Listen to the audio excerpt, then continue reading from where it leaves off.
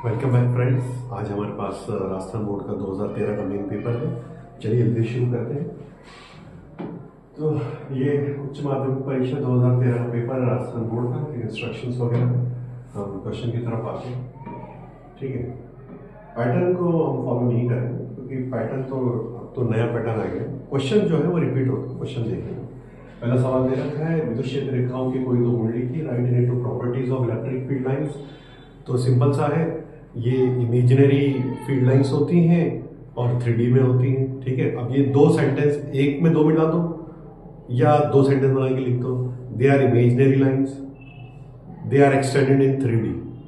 हिंदी में बोलेंगे ये काल्पनिक रेखाएं हैं और ये त्रिविमीय में होती हैं। दो सेंटेंस हो बहुत है, इससे अधिक नहीं।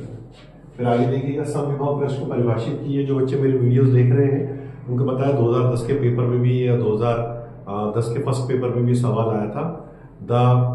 The surface present in external electric field over it at each point potential is same. ठीक है, एक ऐसा पृष्ठ बाह्य विद्युत क्षेत्र में उपस्थित एक ऐसा पृष्ठ जिसके प्रत्येक बिंदु पर विभव समान होता है, समविभव पृष्ठ कहलाता है। x बराबर 4 ओम, y बराबर 48 इंटू 10 की पावर -8 ओम इंटू मीटर की चालों की लंबाई अधिक करने पर x y संगत मान लिखिए। अब ये सवाल जरूर याद कर लीजिए यार, ये आपको आगे भी देखने के लिए मिलेगा। अब आप क्या करो, इसको यूनिट से पहचानो। ये रेजिस्टेंस है, ये रेजिस्टिविटी है, ये प्रतिरोध है, प्रतिरोधकता है। अब वो क्या कह रहा है, लंबाई को आधा कर दिया, यानी जो लेंथ है उसको हाफ कर दिया। याद रखिएगा, रेजिस्टेंस तो लेंथ के डायरेक्टली प्रोपोर्शनल होता है, तो जो नया रेजिस्टेंस होगा वो तो आधा हो जाएगा, यानी 4 ओम का 2 ओम डायरेक्ट लिखना है। और y जो है अपने पास वो अनचेंज रहेगा, तो y की वैल्यू तो वही रहेगी जो है, और वो क्या है 48 इंटू 10 की पावर -8 ओम इंटू मीटर, ये हमें दे रखा है। ठीक है साहब, तो बस ये दोनों जो है वो देख लेते हैं, तो आगे बढ़ जाते हैं। 4th नंबर का अपने पास क्वेश्चन है। क्वेश्चन का सवाल है, आपसे क्या कह रहा है, चुंबकीय क्षेत्र की दिशा क्रॉस व डॉट के रूप में लिखिए। In given diagrams right the direction of magnetic field produce at point P in form of cross and dot. Cross and dot के फॉर्म में आपको लिखना है। राइट हैंड पाम रूल लगाएंगे, ये राइट हैंड थंब रूल लगाएंगे। आप जिस डायरेक्शन में करंट फ्लो हो रहा है उस डायरेक्शन में आप हथेली को घुमाएंगे, अंगूठा अंदर की तरफ पॉइंट कर रहा है, तो P पॉइंट पर जो मैग्नेटिक फील्ड है उसकी डायरेक्शन होगी क्रॉस अंदर की तरफ, और यहां जो होगी करंट नीचे की तरफ जा रहा है, सीधे हाथ के अंगूठे के नियम से निकालेंगे हम, तो यहां से उंगलियां बाहर की तरफ जा रही हैं, तो इस P पॉइंट पर जो मैग्नेटिक फील्ड होगा वो डॉट होगा। तो आपको ऐसे लिखना है, यहाँ क्रॉस लिखना है, यहाँ डॉट लिखना है। ठीक है, फिर आगे देखिएगा, फैराडे का विद्युत चुंबकीय प्रेरण का नियम लिखिए। फैराडे के नियम के अनुसार किसी बंद लूप या कुंडली से संबंधित चुंबकीय फ्लक्स में परिवर्तन की दर के बराबर होता है प्रेरित विद्युत वाहक बल। The magnitude of induced EMF is equal to the rate of change in magnetic field link with the coil और कंडक्टर। ये चैप्टर नंबर 6 में दे रखा है आपको। किसी प्रत्यावर्ती परिपथ में आरोपित वोल्टेज दे रखी है 220, रेजिस्टेंस इतना एक्सएल एक्स से बराबर दे रखे हैं।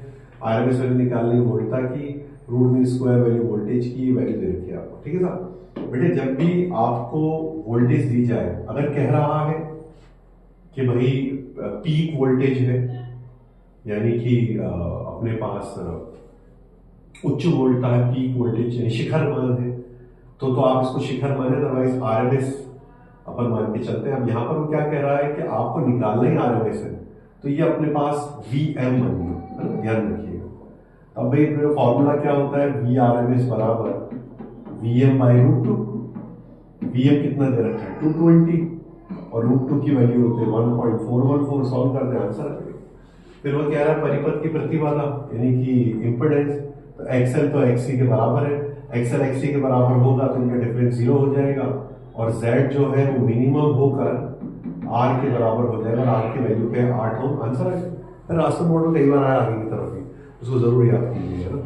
ठीक है, अगले सवाल की तरफ बढ़ते हुए, चुंबकत्व के लिए गाउस के नियम को मैक्सवेल के समीकरण के रूप में लिखिए। Write Gauss law for magnetism in the form of Maxwell's equation. तो बस कुछ नहीं करना है, line integration of close surface B dot ds is equal to आपको 0 लिखना है, तो इसका कुछ नहीं करना। फिर ये है 1/√μ0 का मान, उसकी वैल्यू लिखिए। तो एक्चुअल में ये C के बराबर होता है, तो C के बराबर होगा तो इसकी वैल्यू हो जाएगी लगभग 3 into 10 की पावर 8 मीटर पर सेकेंड, अप्रोक्सीमेट 3 into 10 की पावर मीटर पर सेकेंड।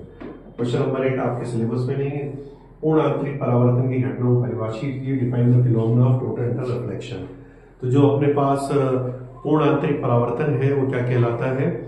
जब प्रकाश किरण सघन से विरल जाती है तो सघन से विरल जाते हुए पृथककारी पृष्ठ पर आपतन कोण का मान अगर क्रांतिक कोण से बड़ा हो जाता है तो प्रकाश किरण का उसी माध्यम में यानी कि सघन माध्यम में पूर्ण आंतरिक परावर्तन हो जाता है। इसे पूर्ण आंतरिक परावर्तन घटना कहते हैं।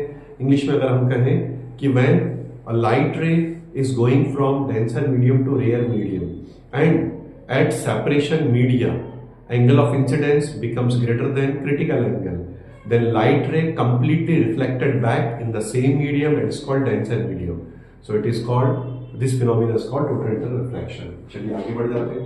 अब देखिए जो सवाल है ये इस तरह के सवाल आप बोर्ड में आएगा नहीं, क्योंकि इन्होंने हमें जो अल्फा बीटा गामा का क्षय है उसका जो डीके है वो उन्होंने हटा दिया है, लेकिन मैं आपको समझा दूंगा, आप इसको समझ लीजिए ताकि एक बार में आपको बात समझ में आ जाए। वो आपसे क्या कह रहा है? समस्थानिक ढूंढिए। अब देखिए हिंदी में दे रखा है समस्थानिक, अंग्रेजी में दे रखा है आइसोबार। आइसोबार का मतलब होता है समभारिक। तो भाई कौन सा सही है फिर? आइसोबार सही है या समस्थानिक सही है? समस्थानिक सही है। राजस्थान बोर्ड के पेपर में हिंदी का जो क्वेश्चन होता है सिर्फ वही जुडिशियली वैलिड होता है, यानी कि वैधानिक रूप से मान्य होता है, इंग्लिश वाला मान्य नहीं होता। यानी अगर हिंदी में जो लिखा है वो सही है, उसे इंग्लिश में ट्रांसलेशन गलत है तो क्वेश्चन सही माना जाएगा, गलत नहीं माना जाएगा।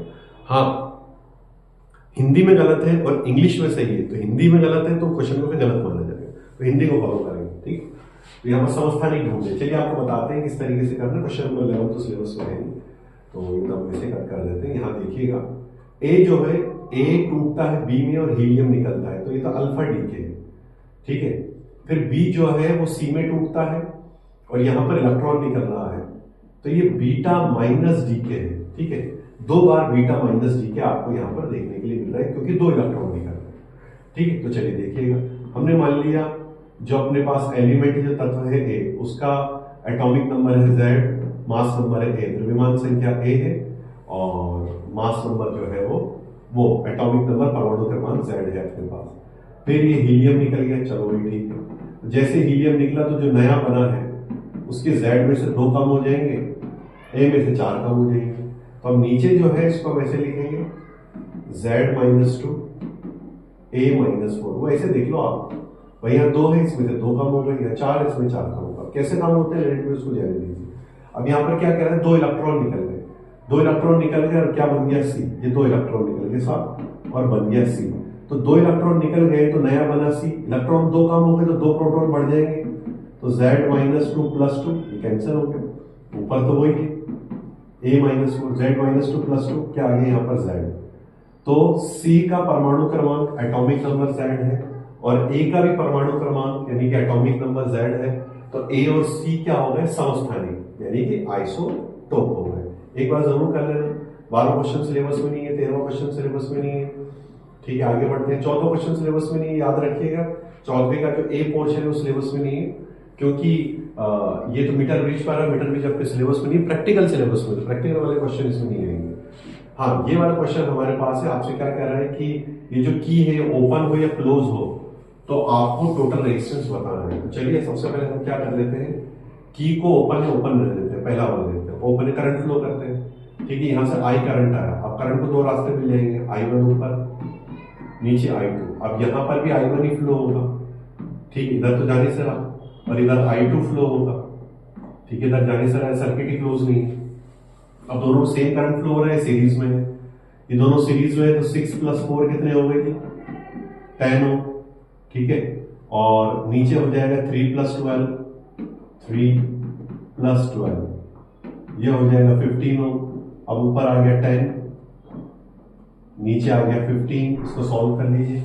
ठीक है, ये पैरेलल में है तो आप इसको ऐसे सॉल्व कर सकते हैं, R1 R2 upon R1 + R2, ऐसे आप इसको सॉल्व कर सकते हैं। ठीक है, तो अपने पास हो जाएगा 10 × 15 डिवाइडेड बाय 10 + 15, 10 × 15 150 और नीचे 25, तो अपने पास आंसर आ जाएगा 6 ओम। 150/25 6 ओम हो जाएगा। ये तो किस कंडीशन के लिए हो गया? खुले के लिए। लेकिन अगर बंद है, सपोज दैट ये बंद है। अब यहां से करंट फ्लो किया आपने I, यहां करंट जा रहा है I1, यहां से करंट जा रहा है I2, ठीक है। सपोज है ये टूट गए दोनों। अब क्या होगा, करंट आगे बढ़ेगा, करंट यहां पर पहुंचेगा तो उसका एक हिस्सा वापस लौट जाएगा, एक हिस्सा इधर चला जाएगा, ठीक है भाई। वैसे ही जब ये इधर जाएगा तो फिर एक हिस्सा जो है वो ऑब्वियस बात है, एक हिस्सा इधर चला जाएगा, एक हिस्सा इधर आ जाएगा, तभी तो ये पूरा सर्किट हमारे पास क्लोज होगा और फिर ये ऐसे आगे बढ़ते हुए इधर निकल जाएगा। खैर जैसे ही यहाँ पर की बंद हो जाएगी, ये दोनों पैरेलल में हो गए, दोनों पैरेलल में हो गए, तो 6 और 3 अपने पास पैरेलल में है, 6 और 3 पैरेलल में है, तो हम लिख देंगे 3 into 6 अपॉन 3 plus 6, तो 18/9 कट कर दो, अपने पास हो गए 2। 4 और 12 भी पैरेलल में है, 4 into 12 अपॉन 4 plus 12, तो ये हो गए 48 अपॉन 16, ये हो गए 3। अब ये जो 3 ओम और 2 ओम है ये कुछ इस तरीके से होंगे, 2 ओम ये 3 ओम, ये सीरीज में हो गए, तो आंसर आ गया अपने पास 5 ओम, ठीक है। बाकी इंग्लिश में भी हो ही गया है। आगे बढ़ जाते हैं। किरचॉफ का प्रथम नियम लिखिए। व्हीटस्टोन सेतु का परिपथ चित्र बनाकर सेतु में शून्य विक्षेप के लिए प्रतिबंध व्युत्पन्न कीजिए। यार ये पहले भी आया है। Right Kirchhoff first rule, drawing a circuit diagram of Wheatstone bridge, derive condition for zero deflection in the bridge. तो फर्स्ट लॉ क्या होता है, केसीएल होता है, किरचॉफ करंट लॉ, किरचॉफ धारा नियम, इसको जंक्शन नियम भी कहते हैं, संधि नियम भी कहते हैं। क्या कहता है, संधि पर किसी परिपथ बंद होना चाहिए, ठीक है भाई, परिपथ बंद होना चाहिए। वैसे खुले परिपथ के लिए भी सत्य है पहला नियम, जो खुले के लिए भी सत्य है, बंद के लिए भी सत्य है, ओपन के लिए भी, क्लोज के लिए भी। हम कहेंगे किसी संधि पर मिलने वाली समस्त धाराओं का बीजगणितीय योग शून्य होता है, ठीक है। इंग्लिश में the algebraic sum of all the current meeting in junction is equal to 0। अब यार जो डेरिवेशन है ये तो बहुत आसान है, मैं आपको फिर करके दिखा देता हूँ, ठीक है। ये हमने व्हीटस्टोन ब्रिज बनाया, ठीक है। यहाँ पर ये P अपने पास है, ये Q अपने पास है, R अपने पास है, S अपने पास है। ये गैल्वेनोमीटर है, इसमें नेट डिफ्लेक्शन आ रहा है। ये की आपको ऑन रखनी है, ठीक है। और ये बैटरी जुड़ी हुई है यहाँ पर, और ये की भी आपको ऑन रखनी है इस तरीके से, ठीक है। ये बैटरी हो गई अपने पास। अब यहाँ करंट फ्लो हो रहा है, मान लीजिए I1, यहाँ भी करंट फ्लो हो रहा है I1, यहाँ करंट फ्लो हो रहा है I2, यहाँ करंट फ्लो हो रहा है I2, और टोटल करंट तो I हो गया है, ठीक है साहब। अब क्या होगा, P से ये करंट जा रहा है, P में भी करंट I1 जा रहा है, Q में भी करंट I1 जा रहा है, और इन दोनों में भी करंट। अभी हम एक लूप ले लेते हैं, ठीक है। ये लूप ले लिया हमने, इसको नाम दे दिया A B C D, एक लूप ले लिया हमने ABDA।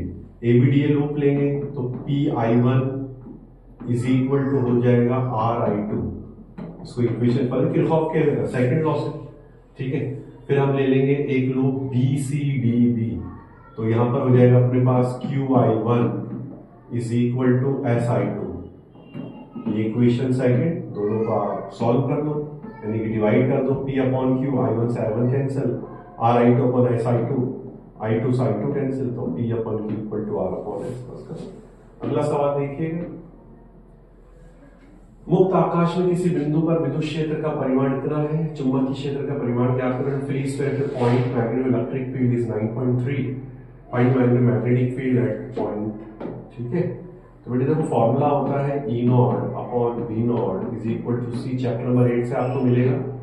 तो V0 बराबर हो जाएगा E0 बाई C। E0 दे रखा है यारो 9.3, C दे रखा है 3 into 10 की पावर 8, ये कट कर दो तो हो जाएगा 10 की पावर -8 टेस्ला, आंसर खत्म। कई बार आता है सवाल, तो इस फॉर्मूले को अलग से लिख के रख लो ताकि आपको परेशानी नहीं है। तो आपसे कह रहा पराबैंगनी अवरक्त एक्स-रे किसकी तरंगदैर्घ्य अधिकतम है, अल्ट्रावायलेट इंफ्रारेड एक्सरे में से किसकी वेवलेंथ सबसे ज्यादा है, ये हम जानना चाहते हैं, ठीक है भाई। तो इसके लिए क्या है हमारे पास, इसके लिए हमारे पास एक छोटा सा फॉर्मूला है, या ये हम फॉर्मूला तो क्या कहेंगे, एक छोटा ट्रिक है, वो याद कर लीजिए आप। चैप्टर नंबर 8 में आपको वेव्स के नाम दे रखे हैं, तो रेडियो से लेकर गामा वेव तक सारे नाम याद कर लो। Radio, micro, infrared, visible, UV, X ray, gamma. Radio, micro, infrared, visible, UV, X ray, gamma. Radio, micro, infrared, visible, UV, X ray, gamma. तो रेडियो से गामा की तरफ चलेंगे, वेवलेंथ कम होगी।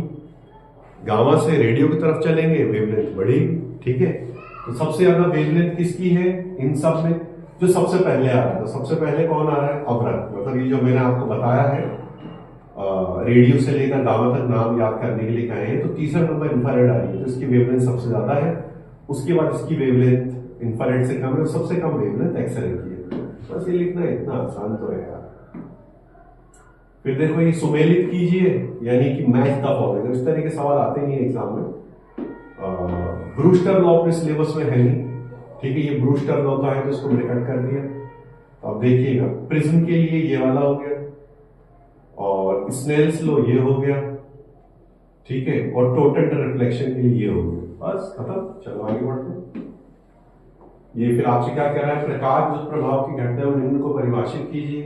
कार्यफलन निरोधी विभव, वर्क फंक्शन, स्टॉपिंग पोटेंशियल को आपको यहाँ पर डिफाइन करना है, तो आसान से अपने पास इसकी डेफिनेशन है। वर्क फंक्शन क्या होता है? The minimum energy required for an electron to escape the metallic surface. धातु के पृष्ठ से, जो बाहरी पृष्ठ है सबसे बाहर वाला, धातु की पृष्ठ से इलेक्ट्रॉन को बाहर निकलने के लिए आवश्यक न्यूनतम ऊर्जा को ही कार्यफलन कहते हैं। बस परिभाषा पूछिए, इसके अलावा कुछ नहीं पूछा, फालतू बातें लिखने की जरूरत नहीं। विरोधी विभव, अंतक विभव, stopping potential, cut off potential क्या होता है, इसको भी समझ लीजिएगा। एनोड की प्लेट को दिया गया वह ऋणात्मक विभव जिसके लिए प्रकाश विद्युत धारा का मान 0 होता है। The potential in negative given to the anode for that photoelectric current become 0। ये बोर्ड में कई बार आएगी डेफिनेशन। फिर आपसे क्या कह रहा है? 3.31 एंगस्ट्रॉम तरंग दैर्ध्य के फोटोन की ऊर्जा की गणना कीजिए। आपको फोटोन की एनर्जी दे रखी है, उसकी वेवलेंथ निकालनी है, ठीक है। तो वो फॉर्मूला होता है hc/λ। h न्यू होता है, न्यू की जगह c/λ लिख दिया, लैम्डा निकालना है, तो hc/e। तो h होता है 6.63 10⁻⁻34, और c आपको दे रखा है 3 × 10⁸, और e आपको दे रखा है 3.31 × 10⁻⁻10। और इसको सॉल्व कर लो, आंसर आ जाएगा। नहीं जी, कोई मुश्किल वाली बात तो है नहीं, इसको सॉल्व कर लेना हो जाएगा, ठीक है। फिर ये सवाल है, देखो ये तो बहुत जरूरी सवाल है, इसको बार बार करेगा। अच्छा, उसका फॉर्मूला नहीं है आपकी किताब में, लेकिन फिर भी आपको ये सवाल करना है। तो 400 वोल्ट विभवांतर से त्वरित इलेक्ट्रॉन संबंध डी ब्रोई तरंग दैर्ध्य की गणना कीजिए। Calculate de Broglie wavelength associated with electron accelerate through potential difference of 400 volt. तो इसका फॉर्मूला याद कीजिए। फॉर्मूला अपने पास है, लैम्डा बराबर 1.227 अपॉन √v एंगस्ट्रॉम, ठीक है। इस तरीके से हम निकाल सकते हैं। और देखिएगा, बस आपको कुछ नहीं करना है, √v की जगह 400 रखना है। 400 का जो अपने पास निकलता है वो 20 निकलता है, तो बस 20 से आप इसको डिवाइड कर दीजिए। 1.227 को एंगस्ट्रॉम में निकल जाएगी, ठीक है। ये आ जाएगा 12.27 कर लो इसको, 12.27 ऐसे कर लो। हाँ, अब सही है। और बस डिवाइड करना। अरे यार, अलग अलग वैल्यू आती है बी की, कभी 100 आती है, कभी 49 आती है, कभी 64 आती है, मतलब तो रूट कर लो, हो जाता है। जरूर पढ़ लेना इस सवाल को, ठीक है। फिर ये आपसे क्या कह रहा है? कार्यविधि का वर्णन। अब जो अपने पास बड़े क्वेश्चन है, आप देखिएगा बड़े क्वेश्चन कितने हैं हमारे पास, अच्छे खासे बड़े क्वेश्चन है यहाँ पर। ये सारी मोस्टली डेरिवेशन तो हम कर चुके हैं यहाँ पर, ठीक है। तो देखिएगा यहाँ पर मैं आपको करा देता हूँ टोटल क्वेश्चन कितने आ रहे हैं। 30 क्वेश्चन हमारे पास आ रहे हैं लास्ट।